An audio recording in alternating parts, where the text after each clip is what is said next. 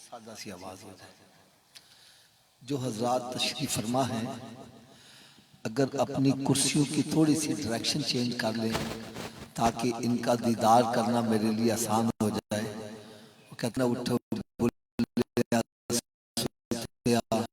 मिला वेखन जा किसे बख्शियां वेख्या मत बख्शा। खसन मैंने अर्ज करनी है, आपको पलट कर मेरी तरफ देखना पड़ता है। अगर कुर्सी को थोड़ा सा सीधा कर लें, आपकी मेहरबानी होगी, महफिल का माहौल भी बन जाएगा। अल्हम्दुलिल्लाह रब्बिल आलमीन वस्सलातु वस्सलामु अला सय्यिदिल अंबिया वल मुरसलीन। अम्मा बाद फ़अऊज़ु बिल्लाहि मिनश शैतानिर रजीम। बिस्मिल्लाहिर रहमानिर रहीम। मेरे प्यारे इस्लामी भाइयों, प्यारे मोहम्मद मुस्तफ़ा सल्लल्लाहु अलैहि वसल्लम ने इरशाद फरमाया कि जो मेरा उम्मती रोजाना 50 मरतबा, कितनी मरतबा जी? जो मेरा उम्मती रोजाना 50 मरतबा मुझ पर दरूद पाक पढ़ता है तो कल बरोज़े क़यामत में खुद उसके साथ मुसाफा फरमाऊंगा। आपको मैं एक बड़ी यार ये इको वगैरह बंद कर दे, सादा सी आवाज रखें बस। बड़ी एक ईमान अफरोज बात सुनाने लगा हूं। एक दिन ऐसे बैठा सोच रहा था कि नमाज के अंदर भी तो दरूद पाक पढ़ा जाता है। जब हम दुआ मांगते हैं, दुआ के अव्वल आखिर भी दरूद पाक पढ़ा जाता है। फिर अजान में, अकामत में, जहां मेरे आका सल्लल्लाहु अलैहि वसल्लम का नाम आता है, दरूद पाक पढ़ा जाता है। यकीन जानो मेरी तबीयत इतना खुश हुई, मैंने देखा जो 5 नमाजें बाकायदगी से पढ़ता है वो 50 मरतबा दरूद पाक खुद ही पढ़ लेता है। यानी इससे पता चला जहां 5 नमाजें अदा करने वाले को और इनामो इकाम से नवाजा जाएगा, वहां एक इनाम ये भी मिलेगा कि मेरे आका सल्लल्लाहु अलैहि वसल्लम के साथ मुसाफा करने की सादत भी हासिल कर लेगा। अल्लाह ताला से मैं दुआ करता हूँ, अल्लाह तबारक व तआला हम सबको कसरत के साथ दरूद व सलाम पढ़ने की तौफीक अता फरमाए और 5 नमाजें बाजमात अदा करने की तौफीक अता फरमाए। प्यारे इस्लाम भाइयों, आज हर बंदा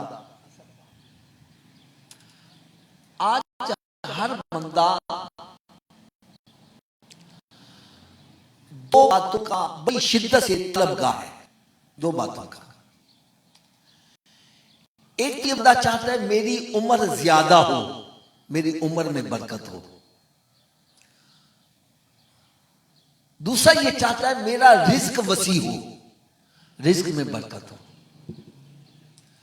और इसकी मैं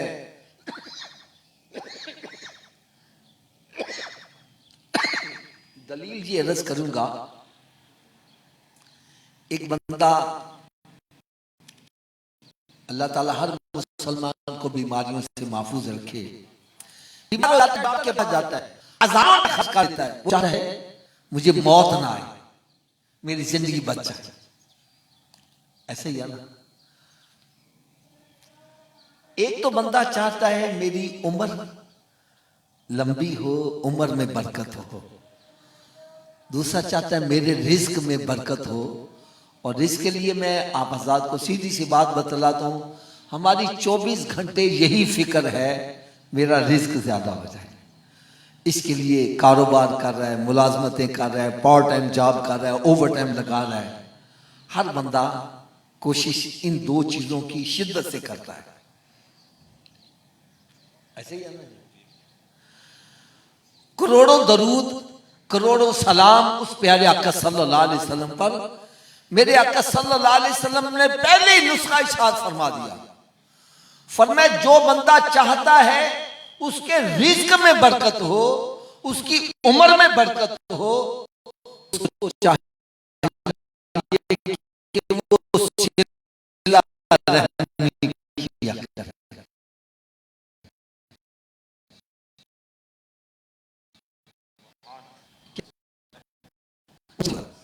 हदीस मुबारक इसकी अहमियत दिल में पैदा हो जाए। हदीस मुबारक का मफ़हूम है कि अल्लाह रब्बुल इज्जत ने जब सिला रहमी को दुनिया में भेजना चाहा तो सिला रहमी रब ताला के अर्श के पाए को पकड़कर खड़ी होगी, अर्ज करती है मालिक मौला मुझे दुनिया में ना भेज, ये दुनियादार मेरी कदर नहीं करेंगे। रब ताला ने इरशाद फरमाया क्या सिला रहमी तो इस बात पर राजी नहीं है कि जो तेरी कदर करेगा मैं भी उसकी कदर करूंगा, और जो तेरी कदर नहीं मैं भी नजरों से गिरा दूंगा उसको।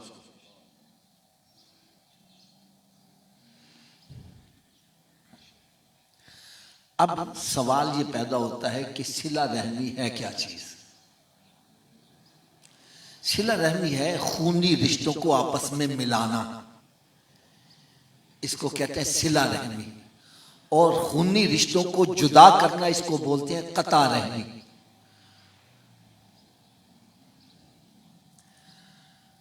मेरे आका सल्लल्लाहु ताला अलैहि वसल्लम ने इरशाद फरमाया एक मुसलमान के लिए हलाल नहीं कि अपने भाई से 3 दिन से जायद कता ताल्लुक करे। अगर करेगा तो फिर होगा क्या? फरमाया खतरा है कहीं उसका खात्मा खराब ना हो जाए। और अगर किसी ने अपने भाई से 1 साल तक कता रहमी बोल कलाम बंद किए रखा, ऐसा है जैसे उसने अपने भाई को कत्ल ही कर दिया। मैं अफसोस के साथ एक बात कहूंगा, अल्लाह करे ये मेरी सोच गलत हो, यार आज हर खानदान के अंदर ग्रुप बने हुए हैं। तुम उधर गए हमसे गए, कई साल गुजर गए, भाई भाई को नहीं बुला रहा, बाप बेटे को नहीं बुला रहा, बेटा मां को नहीं बुला रहा, यहां तक कि मरना जीना बंद किया हुआ है।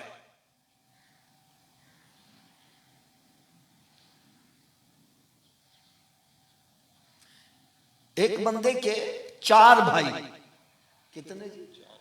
2 से मिलता है 2 से नहीं मिलता। मैंने कहा यार चारों तेरे भाई हैं सके, तू चारों को क्यों नहीं मिलता? क्या लगा फिर 2 मुझे बुलाते हैं मैं भी उनको बुलाता हूं, 2 मुझे नहीं बुलाते मैं भी नहीं बुलाता, 2 मुझसे मिलते हैं मैं भी मिलता हूं, 2 नहीं मिलते मैं भी नहीं मिलता। मैंने कहा भाई ये सिला रहमी नहीं है, ये तो अदले का बदला है।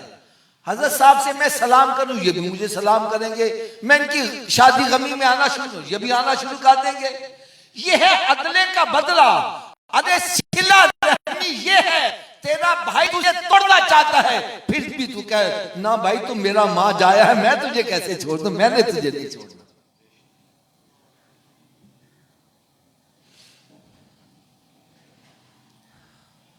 और सिला रहमी में सबसे टॉप के ऊपर जिसका नाम आता है वो मां बाप है। क्या है? मां बाप है। मैं खुदा की कसम एक दुख वाली बात कहने लगा हूं। एक बाप है, 10 उसके बच्चे हैं, अकेला बाप 10 की परवरिश कर रहा है और 10 मिलकर एक बाप की परवरिश नहीं कर। अगर बाप ने किसी के घर डेरा लगा लिया, चीखें निकल गई, ओ जी हाफिज साहब मैं बच्चियां नू पाला के अब्बे नू पाला, अब्बा मेरे घर सारे रिश्तेदार ही मेरे घर आ रहे हैं।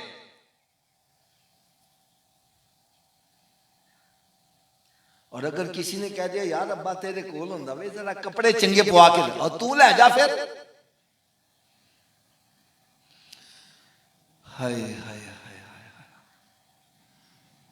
मेरे आका सल्लल्लाहु ताला अलैहि वसल्लम ने इरशाद फरमाया उस बंदे की नाक खाक में मिल जाए, खाक में मिल जाए, खाक में जाए। यार किस जुबान अक्सर से निकल रहा है जिसके बारे में कुरान कह रहा है वमा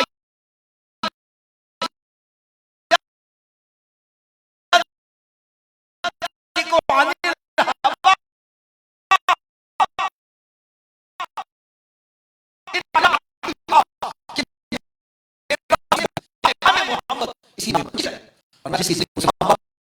पहुंचे और उनकी खिदमत को जन्नत का जज्बा वक्त बंद हो गया।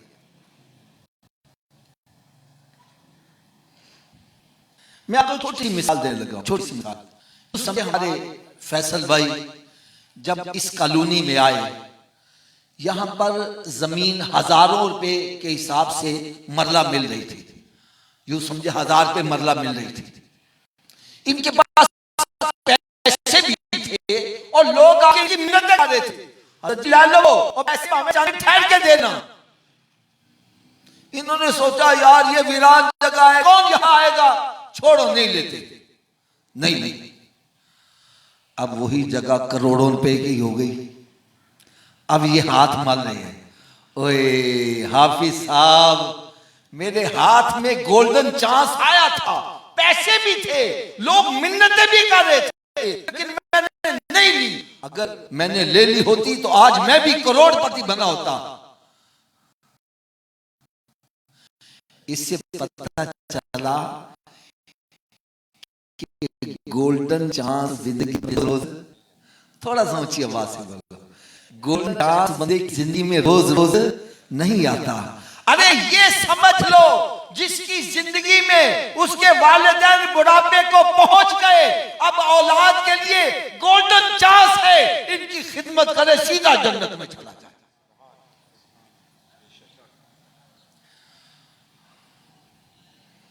माँ बाप की दुआ इंसान को कहां पहुंचाती है, ये पूछना है तो हजरत मूसा अलैहिस्सलाम से पूछो।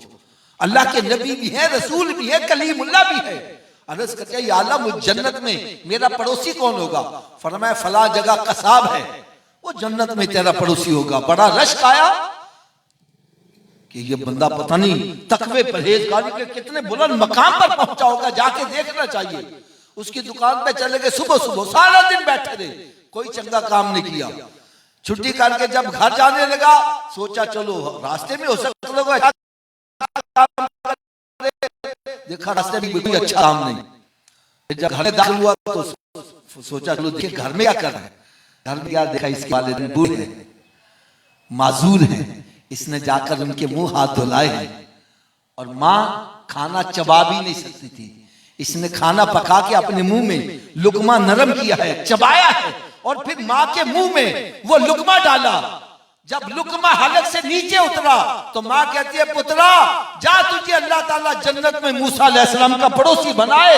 समझ गए इसके पल्ले कख भी नहीं है, ये माँ की दुआ है जो अल्लाह के नबी का इसको पड़ोस दे रही है।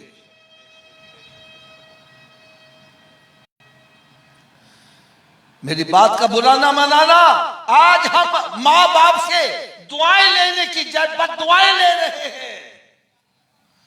बाप बेचारा चिल्ला रहा है, पुत्रा मुझे दवाई ला दे। कहता अब्बा मैं थके आया मां, मेरे पास वक्त नहीं, मैं कैसे बाहर जाऊं, मैं नहीं जा सकता, मेरे पास टाइम नहीं है। और दोस्त बाहर से बुलाता नहीं, सिर्फ खड़ा होकर सीटी मारता है, उठकर बाहर चला जाता है। यार बाप के दिल पर क्या बीत रही है? खुदा की कसम में दिल का दर्द आपको सुना रहा हूं। आज हम जिंदों की कदर नहीं करते, मुर्दों की कदर करते हैं।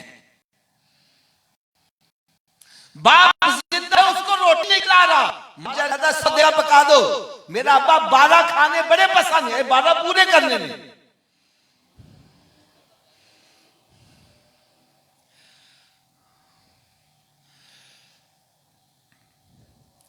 मर जाए तो फिर रोता है, फिर कब्र पे जाके फूल चढ़ाता है, और जिंदा अब्बा है तो सलाम दुआ का रवादार नहीं। अरे माँ बाप की खिदमत करने से इंसान को क्या मिलता है? मैं कहता हूं यार, उनको खाना खिलाना, उनको कपड़े पहनाना, उनकी खिदमत करना तो बड़ी दूर की बात है। मेरे आका सल्लल्लाहु अलैहि वसल्लम ने इरशाद फरमाया, जिसने अपने माँ बाप के चेहरे को मोहब्बत और प्यार से एक मर्तबा देखा, रब ताला उसको मकबूल हज का सवाब।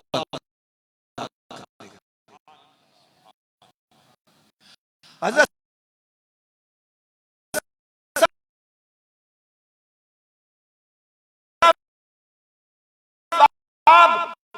10 लाख रुपया लगा और माँ बाप के चेहरे को मोहब्बत से गारंटी सरकार अता फरमा रही है। फरमाया उसको मकबूल हज का सवाब मिलेगा। एक सहाबी अर्ज करते या रसूल सल्लल्लाहु दिल में 100 मरतबा हज का। मेरे आका सल्लल्लाहु अलैहि वसल्लम ने इरशाद फरमाया अल्लाह ताला के खजानों में किसी शय की कमी नहीं, तुम 1000 मरतबा देखो रब ताला तुम्हें 1000 मकबूल हजों का सवाब अता करेगा। एक सहाबी और अर्ज करते हैं या रसूल सल्लल्लाहु मेरे माँ बाप फौत हो गए, अगर वो भी जिंदा होते तो मैं भी समझता। फरमाया तू जो एक दिन आगे माँ बाप की कब्र की ज़ियारत करेगा फिर भी तुझे मकबूल हज का सवाब आता।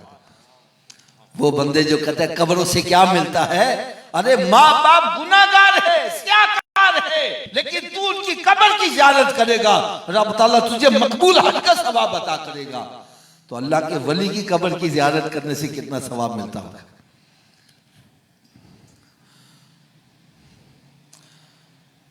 मेरे आका सल्लल्लाहु अलैहि वसल्लम ने इरशाद फरमाया 3 ऐसे अफराद है जिनकी दुआ रब ताला रद्द नहीं करता, कबूल कर लेता है।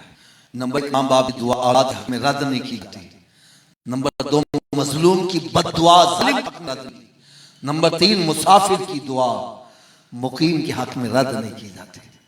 खुदा रहा काम ऐसे करो कि माँ बाप से दुआएं निकले। आपको एक बड़ा ईमान अफरोज में वाकया सुनाने लगा हूं।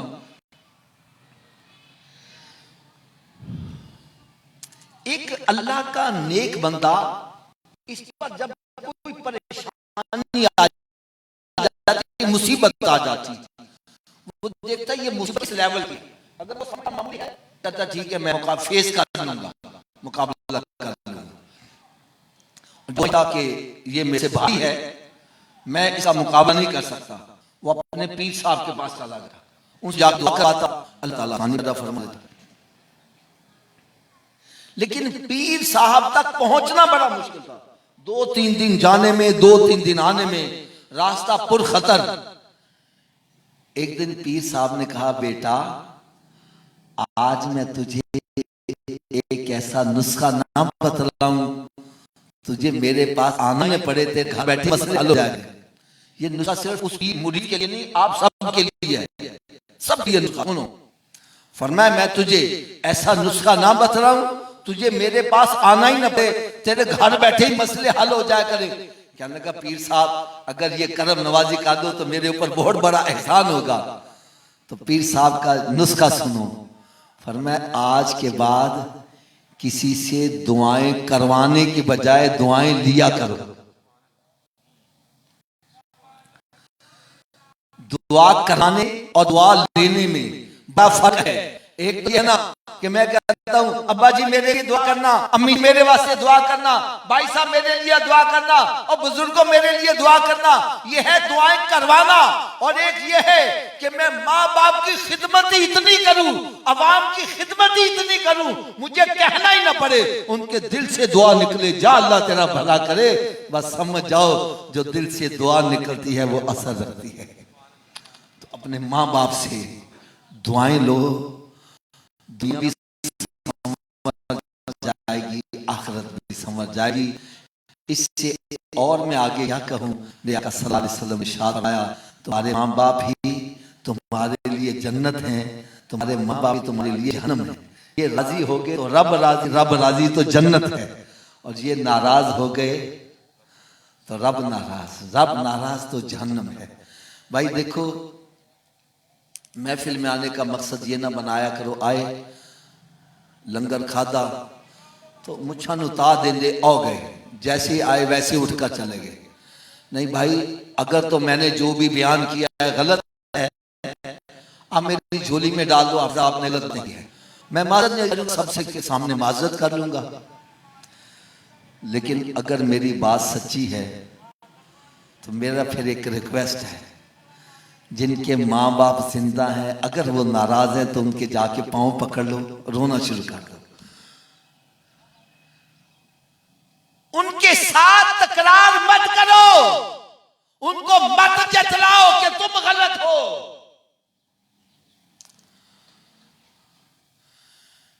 इसलिए कि मेरे आका सल्लल्लाहु अलैहि वसल्लम इरशाद फरमा रहे हैं कि माँ बाप के साथ सलूक करो।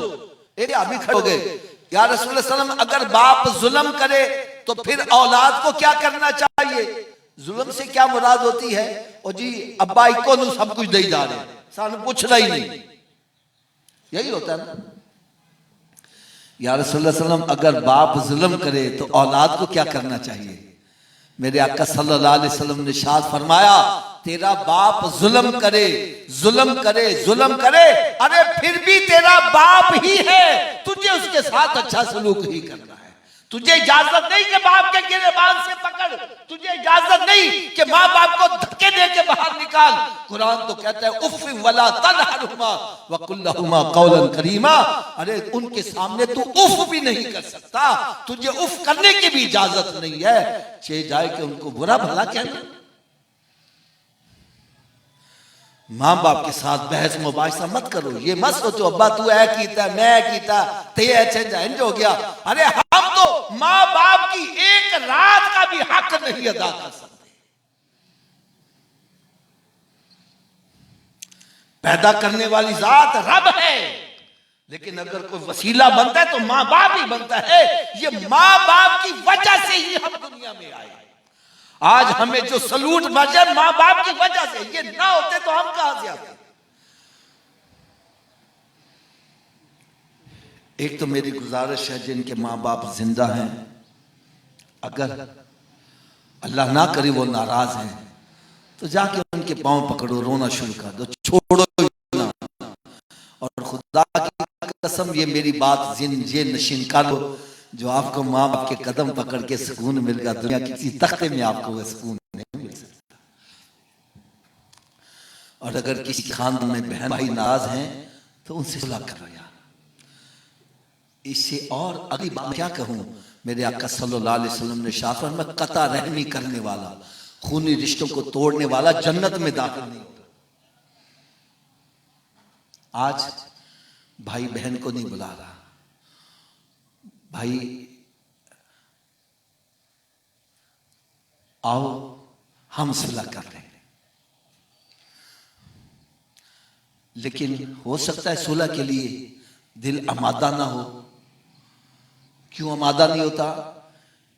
सुलह करने से रब राजी होता है, लड़ाई करने से शैतान चाहेगा हमसे रब राजी हो जाए। वो कहता छड़ मौलवी दी गल्लां, ये एवें गल्लां मार देने। और मैं अपने भरा नूं पढ़ाया लिखाया है, उसकी शादी की, उसको कारोबार कर, उसको मकान बना के दिया, और मेरे सामने खड़े मैं कैसे उसको माफ कर दूं? तो भाई मैं मान लेता हूं आपने भाई को पढ़ाया भी लिखाया भी, उसकी शादी भी की, उसको कारोबार भी करके दिया, इसका अजर भाई से लेना है कि रब से लेना है? मुझे बोलो यार। तो फिर भाई से लड़ाई काहे की? सारियां लड़ाइयां खत्म हो जाए। हजरत साहब मेरे घर आए, मैं इनको खाना खिलाऊं और मैं इनके घर जाऊं, ये अगर मुझे खाना न खिलाए, और भाई मैंने इनको खाना खिलाया, इसका अजर मैंने इनसे लेना कि रब से लेना? तो अगर ये मुझे खाना न खिलाए, मुझे लड़ना चाहिए? लड़ाई तो सारी खत्म। आज खानदानों में लड़ाई का ही, तू मेरी शादी पे आया, मेरे पुत्र ने मैं तेरी शादी देगा, तू आया ही नहीं, तूने 1000 रुपया बरतिया, मैं 500 रुपया बरतिया, लड़ाई शुरू।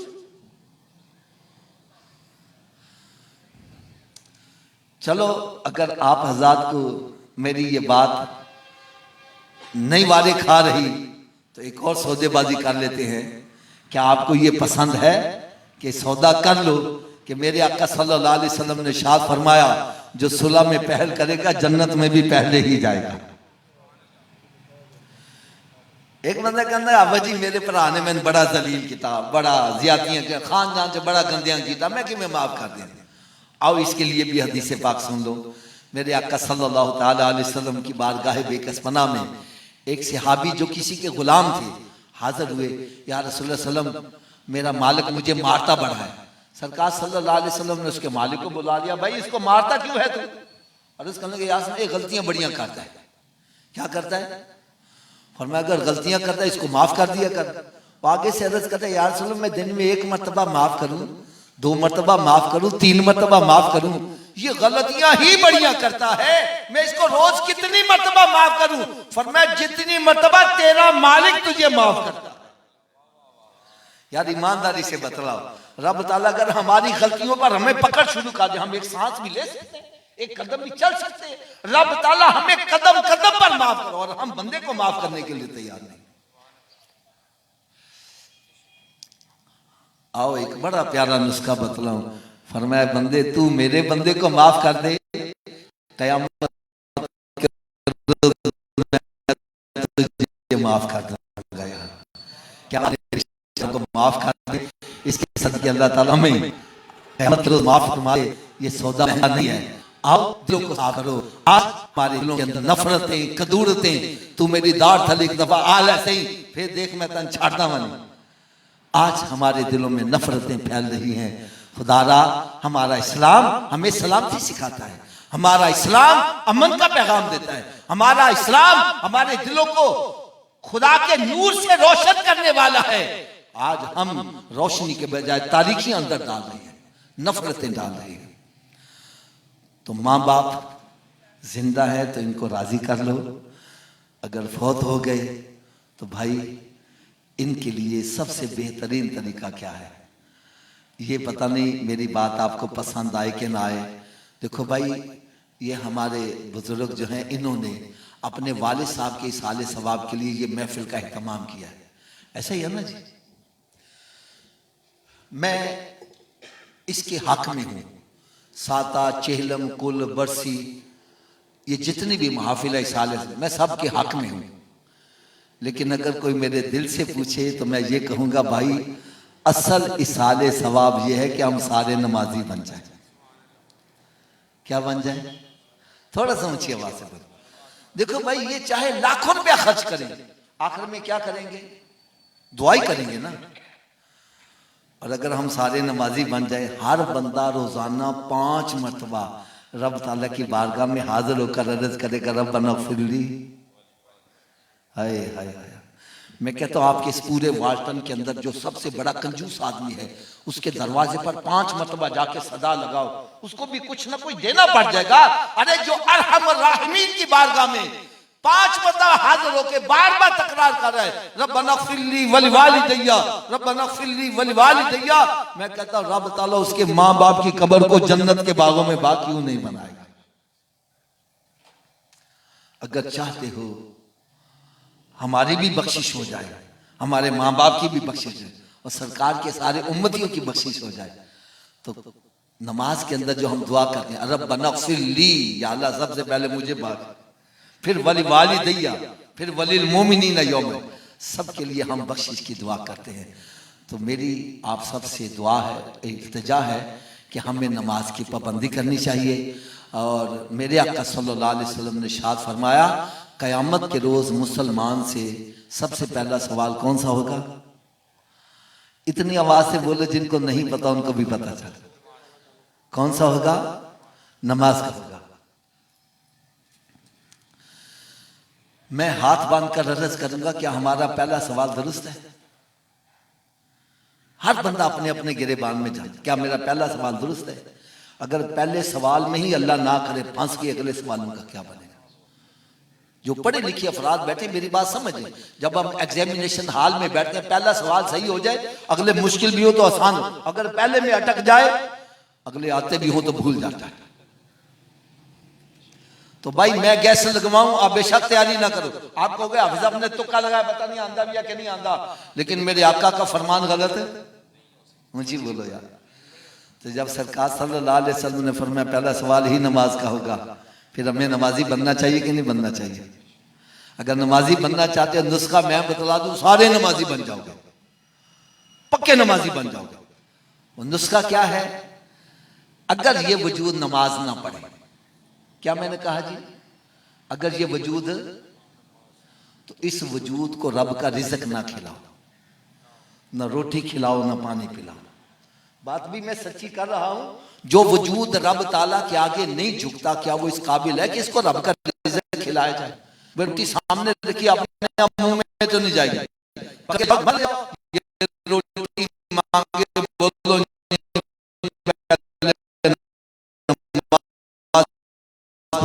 बात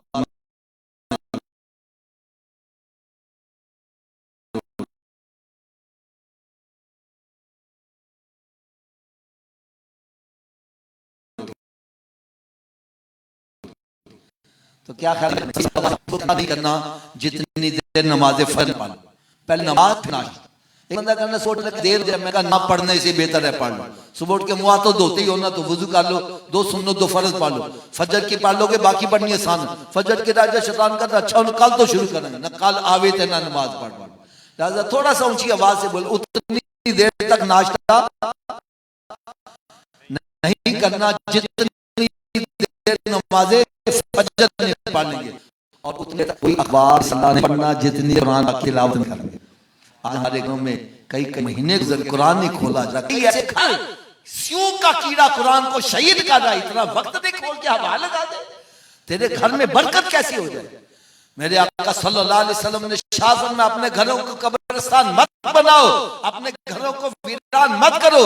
अरे घर बंदों से आबाद नहीं होते, घर कुरान की तिलावत से आबाद।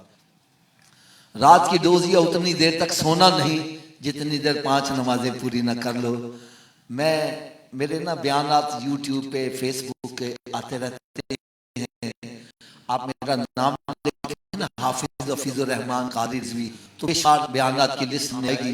एक बयान जो दुनिया में इतना मकबूल हुआ कि उस क्लिप को देखकर पता नहीं कितने हजार नमाजी बन गए।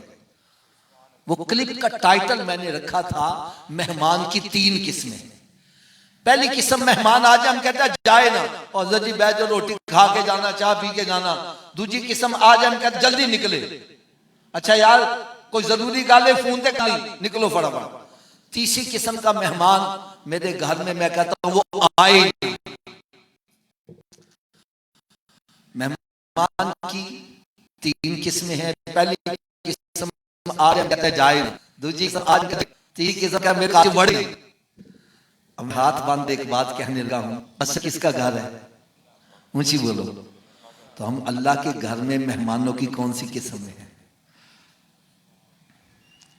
अगर मस्जिद में जाता है, नमाज पढ़ ली, बैठा दुरूद पढ़ रहा है, जिक्र अज़कार कर रहा है, इसका मतलब मेहमान की पहली किस्म में रब कहता है और बह जाओ, और बह जाओ, और बह जाओ।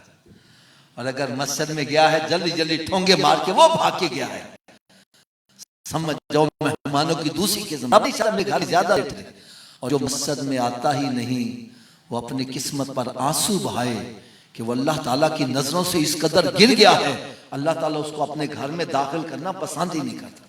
क्योंकि मस्जिद में बंदा अपनी हिम्मत से नहीं आता, रब की तौफीक से आता है। मैं ये ऐलान किया करता हूं, हमारी मस्जिदों में अमूमन जो सहूलतें मुयस्सर हैं, आम घरों में नहीं होना। तो ये चाहिए पूरा पिंड ही मस्जिद आ जाए, लेकिन आता वही है जिसको रब तौफीक देता है। एक बंदा था ना, अपने मालिक के साथ, सेठ के साथ सफर कर रहा था, नमाज का वक्त हो गया। वो कहने लगा सेठ जी नमाज पढ़ लीजिए।